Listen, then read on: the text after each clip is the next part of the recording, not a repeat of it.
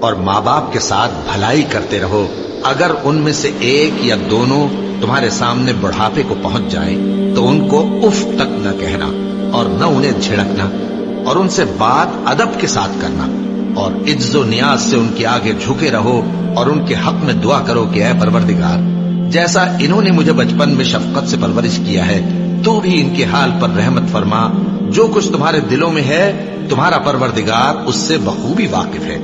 اگر تم نیک ہوگے تو وہ رجوع لانے والوں کو بخش دینے والا ہے، اور رشتہ داروں اور محتاجوں اور مسافروں کو ان کا حق ادا کرو، اور فضول خرچی سے مال نہ اڑاؤ کہ فضول خرچی کرنے والے تو شیطان کے بھائی ہیں، اور شیطان اپنے پروردگار کی نعمتوں کا کفران کرنے والا یعنی ناشکرا ہے۔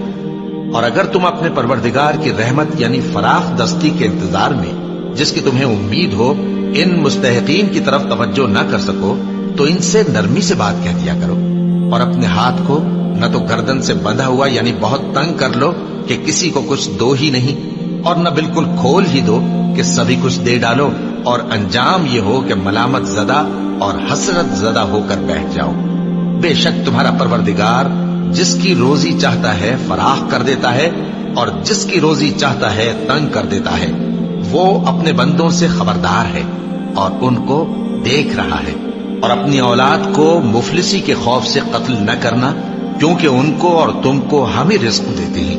کچھ شک نہیں کہ ان کا مار ڈالنا بڑا سخت گناہ ہے، اور زنا کے پاس بھی نہ جانا کہ وہ بے حیائی ہے اور بری راہ ہے۔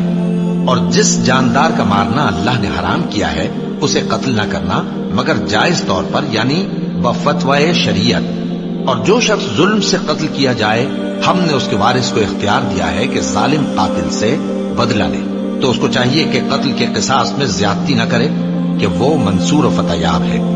اور یتیم کے مال کے پاس بھی نہ پھٹکنا مگر ایسے طریق سے کہ بہت بہتر ہو، یہاں تک کہ وہ جوانی کو پہنچ جائے۔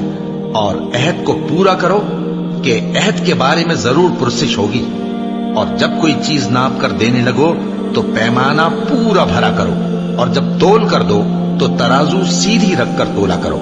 یہ بہت اچھی بات اور انجام کے لحاظ سے بھی بہت بہتر ہے۔ اور اے بندے، جس چیز کا تجھے علم نہیں اس کے پیچھے نہ پڑ کہ کان اور آنکھ اور دل ان سب اعضاء کے بارے میں ضرور باز پرس ہوگی۔ اور زمین پر اکڑ کر اور تن کر مت چل کہ تو زمین کو پھاڑ تو نہیں ڈالے گا اور نہ لمبا ہو کر پہاڑوں کی چوٹی تک پہنچ جائے گا۔ ان سب عادتوں کی برائی تیرے پروردگار کے نزدیک بہت ناپسند ہے۔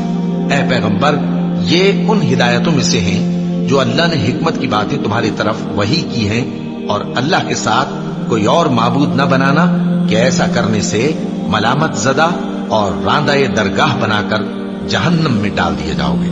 مشرکو، کیا تمہارے پروردگار نے تم کو تو لڑکے دیے اور اپنے لیے فرشتوں کو بیٹیاں بنایا؟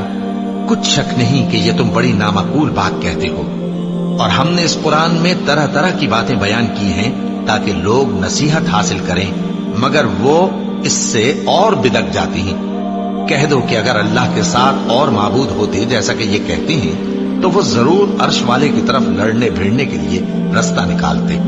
وہ پاک ہے اور جو کچھ یہ بکواس کرتے ہیں اس سے اس کا رتبہ بہت عالی ہے۔ ساتوں آسمان اور زمین اور جو لوگ ان میں ہیں سب اسی کی تسبیح کرتے ہیں، اور مخلوقات میں سے کوئی چیز نہیں مگر اس کی تعریف کے ساتھ تسبیح کرتی ہے، لیکن تم ان کی تسبیح کو نہیں سمجھتے۔ بے شک وہ بردبار ہے، غفار ہے۔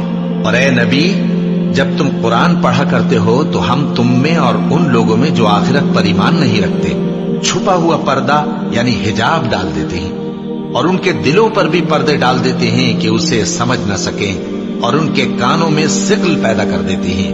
اور جب تم قرآن میں اپنے پروردگار یکتا کا ذکر کرتے ہو تو وہ لوگ بدک جاتی ہیں اور پیٹ پھیر کر چل دیتی ہیں۔ یہ لوگ جب تمہاری طرف کان لگاتے ہیں تو جس نیت سے یہ سنتے ہیں ہم اسے خوب جانتے ہیں، اور جب یہ سرگوشیاں کرتے ہیں یعنی جب ظالم کہتے ہیں کہ تم تو ایک ایسے شخص کی پیروی کرتے ہو جس پر جادو کیا گیا ہے